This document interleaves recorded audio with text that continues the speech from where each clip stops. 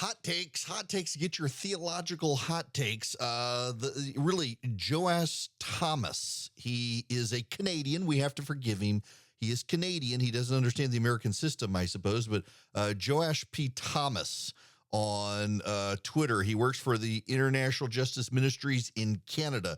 He's the National Director of Mobilization and a public theologian in Canada. Keep in mind, he's in Canada commenting on American domestic policy, and he tweets this.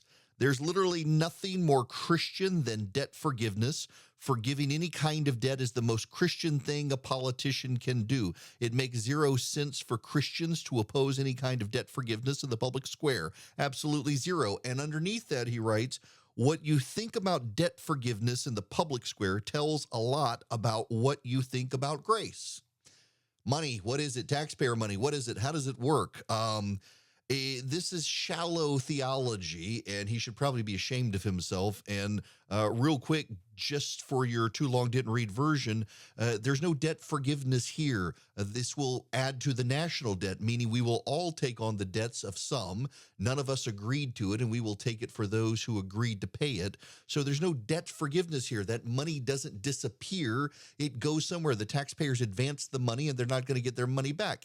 And I suppose Mr. Thomas would be surprised to learn that the overwhelming majority of the people who will benefit from this actually make more money than the people who will pay it.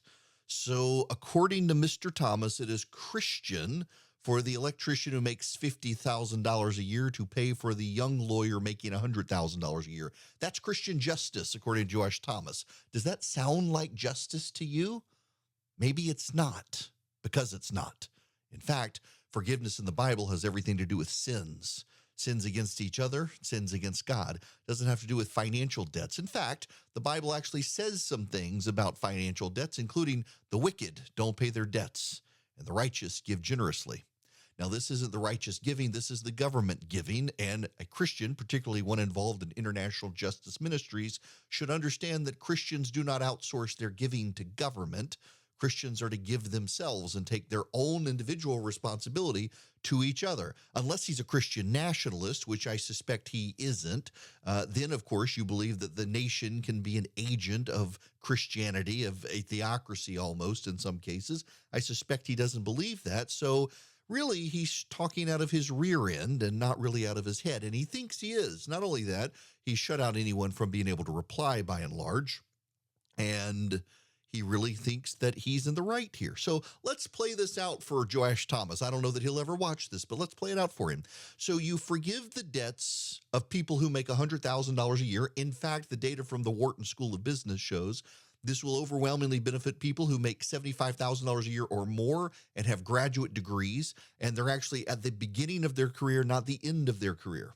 So those of you who make $50,000, $60,000, $70,000, $80,000, $90,000, $100,000 in your 50s or headed into your retirement years and 60s, you will be covering the debts of those who make $75,000, $80,000, $90,000, $100,000, $124,999, and they're 25 years old or 30 years old and have a graduate degree.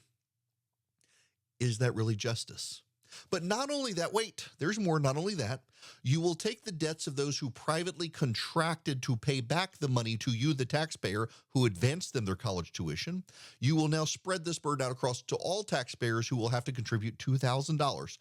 But that's not how this works, really, is it? What actually happens is this increases the national debt.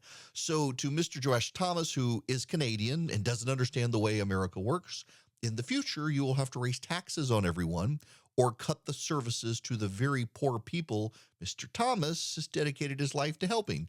What do you think is going to happen? Do you really think we're going to raise taxes? In fact, in raising taxes, if you were to tax all the millionaires and billionaires at 100%, you wouldn't be able to get back all the money. Take 100% of their income. Take all the income of the billionaires. Take all of their assets. You're still not going to be able to pay down the national debt in a meaningful way, so you're going to have to cut services. That's what's actually going to happen here in the long run. This sounds good right now, and I'm sure Mr. Joash Thomas means well, but it's a superficial bit of theology that he's thinking. It's like reading the Bible and saying, well, it doesn't mention the Trinity. The Trinity must not be in the Bible. There must be no Trinity. I suspect Mr. Thomas believes there's a Trinity through his depth of reading in Scripture, so he should probably read the Bible and get to the part about render unto Caesar what is Caesar's, and understand that tax and spending policy of a secular American government really doesn't have a lot to do with Christ, although he and I could agree we should be more Christ-like in government. I think he would probably, if he thought about it a little more deeply, decide, yeah, Christians shouldn't be offloading their own burdens to the government. In fact, the data in the United States shows, and again, he's Canadian. The government data in the United States shows Christians actually give more to charity in this country than any other group of people. Yes, that's true. Religious, evangelical Christians and Catholics in the United States and Mormons give more money to nonprofits and to charity work in the country and around the world than any secular group. And what Mr. Joe S. Thomas of International Justice Ministries is essentially saying is that we should burden all of those generous people with more government debt and higher taxes and dwindling services so they can't be as charitable to groups like him, all in the name of the electrician who makes $50,000, $60,000 a year at 50 years old, paying the college and law school loans off of someone making $100,000 a year at 25, 30 years old. Is that really justice?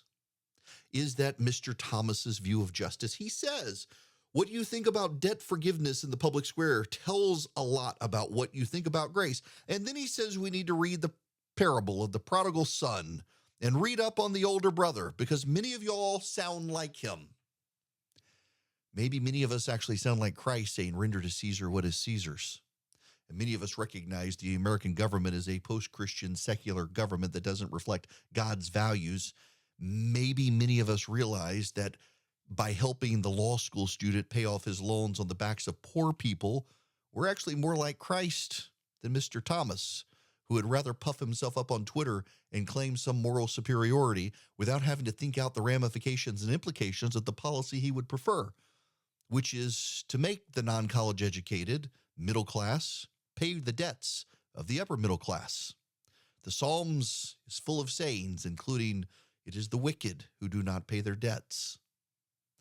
It is the rich who abuse the poor. In fact, the prophet Amos would tell us when he went to Israel and condemned it on behalf of God, their wealth allowed them to be abusive to poorer people and ride high on the backs of the poor. This sounds way more like that than it does the prodigal son.